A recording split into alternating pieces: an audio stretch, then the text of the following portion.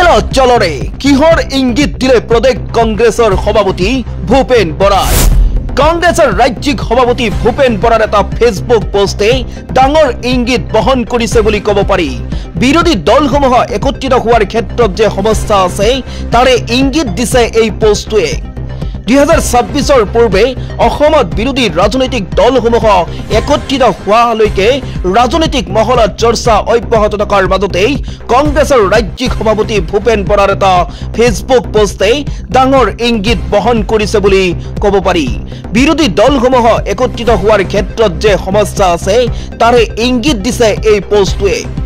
দেওবাৰে প্ৰদেশ কংগ্ৰেছৰ সভাপতি ভূপেন কুমাৰ বৰাই ফেসবুকত দিয়া পোস্টটোৱে এককভাৱে নিৰ্বাচনী যুদ্ধত আগবঢ়াৰ ইংগিত প্ৰদান কৰিছে দেওবাৰে পুৱা ফেসবুকত দিয়া পোস্টত বিৰোধী দলসমূহৰ মাজত থকা সম্ভাৱ্য মতনৈক্যৰ ইংগিত পোৱা গৈছে ভূপেন বৰাই ৰবীন্দ্ৰনাথ ঠাকুৰৰ একেলা চলৰে বিখ্যাত গীতটো শ্বেয়াৰ কৰাৰ লগতে তেওঁ লিখিছে প্ৰিপল পোস্ট প্ৰিপল ভূপেন বৰাৰ ফেসবুক পোস্ট মন কৰিবলগীয়া যে শনিবাৰে সন্ধিয়া সোণাপুৰৰ এখন ৰিজৰ্টত বিৰোধী দলসমূহ একত্ৰিত হোৱাৰ সন্দৰ্ভত এক বৈঠক অনুষ্ঠিত হৈছিল উক্ত বৈঠকৰ পৰা কংগ্ৰেছৰ সাংসদ প্ৰদ্যুৎ বৰদলৈয়ে হঠাৎ বিদায় লয় ইয়াৰ পাছতে ৰাজনৈতিক মহলত বিজেপি বিৰোধী মঞ্চ গঠনৰ বাবে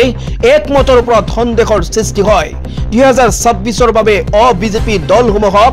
এক উমৈহতীয়া মঞ্চত একত্ৰিত কৰিবলৈ বিশিষ্ট বুদ্ধিজীৱী হিৰেন গোহাঁইৰ দৰে বিশিষ্ট নাগৰিকে আহ্বান জনোৱা উক্ত বৈঠকত কংগ্ৰেছ বাওপন্থী দল ৰাজ্যৰ দল আৰু অসম জাতীয় পৰিষদকে ধৰি বিৰোধী দলসমূহৰ প্ৰতিনিধি উপস্থিত আছিল